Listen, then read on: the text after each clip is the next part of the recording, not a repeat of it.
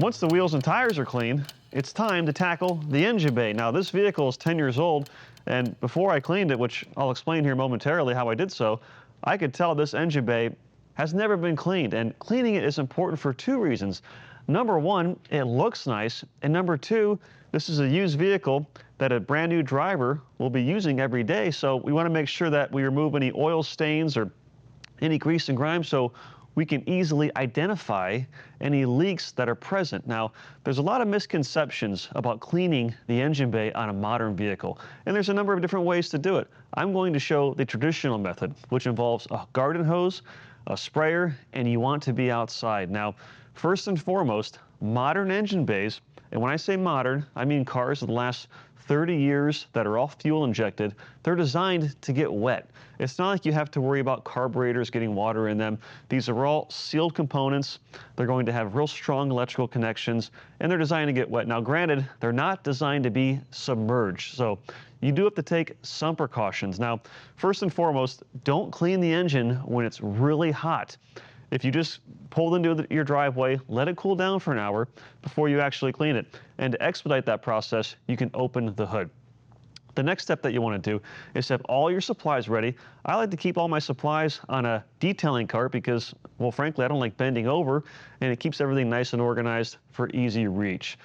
Then what you want to do is inspect the engine bay and make sure all your electrical connections are securely plugged in. Now, all these connections, they have a real nice seal. They're watertight. Again, they can get wet. They're not designed to be completely submerged. Make sure everything's nice and tight, and then go over any kind of caps like your oil cap, your brake fluid cap, your coolant cap. Make sure everything is nice and tight so you don't get water in there. And then take your garden hose and spray the fenders and the windshield to get them wet. And the reason that you do this is because chances are you'll be working outside in the sun.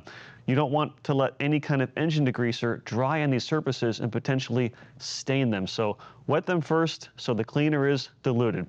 Then inspect your vehicle. Now, all engine bays are different.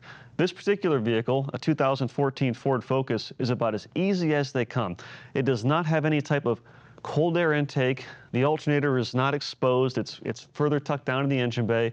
So do your research. Some vehicles, you want to cover the intake, especially if it has a cold air intake, or if there's certain electrical components or computer modules that are not designed to get wet. So just practice common sense. And then I'll use a high quality engine degreaser. There's a lot of engine degreasers on the market. What I do not recommend using is an all-purpose cleaner or some type of driveway cleaner. Those are very caustic, and they'll stain the plastic, they'll stain your rough cast aluminum, and they can wreak havoc on your exterior surfaces. Take the engine degreaser and spray it all over the engine bay, the plastic, the painted surfaces, the rubber hoses, anything that's dirty inside the engine bay will get a thorough treatment of the engine degreaser.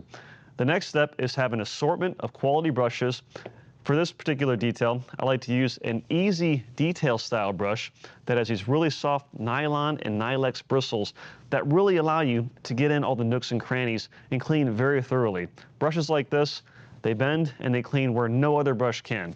And then for the other parts of the engine bay, I like to use a boar's hair brush, which has real soft flagged bristles. It's very gentle. And then you can also use a mini detail brush for other areas.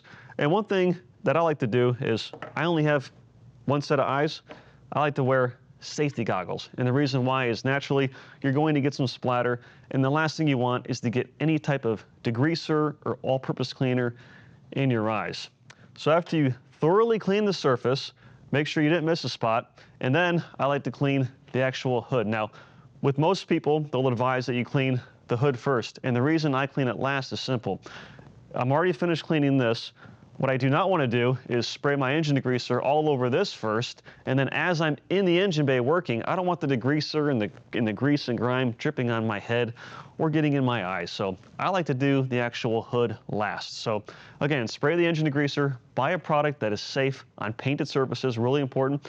Spray it on, let it dwell for a minute, and then take your flagged brush that you use to clean the other components and just gently clean it. Now, there's a foam pad here that's used for sound insulation. You don't really want to worry about detailing that because it's not designed to get completely saturated, so avoid that the best you can. If it gets wet, it's not the end of the world. Once everything is finished, use an air compressor or a mini car dryer to blast out water from any areas that pool, like on the valve cover gasket of this Ford. And then pull it in the garage, or you can keep working outside and then treat it with a trim detailer. This is the finishing touch. Now, modern engine bays are covered in plastic trim. This is the finishing touch, and it really beautifies things. It makes it look really nice. And the advantage of an aerosol is that it allows you to get in all the nooks and crannies, where otherwise, if you're using like a gel of some sort, you wouldn't be able to. So, and I like to use a trim detailer because it doesn't smell bad. You notice that I'm not coughing or hacking.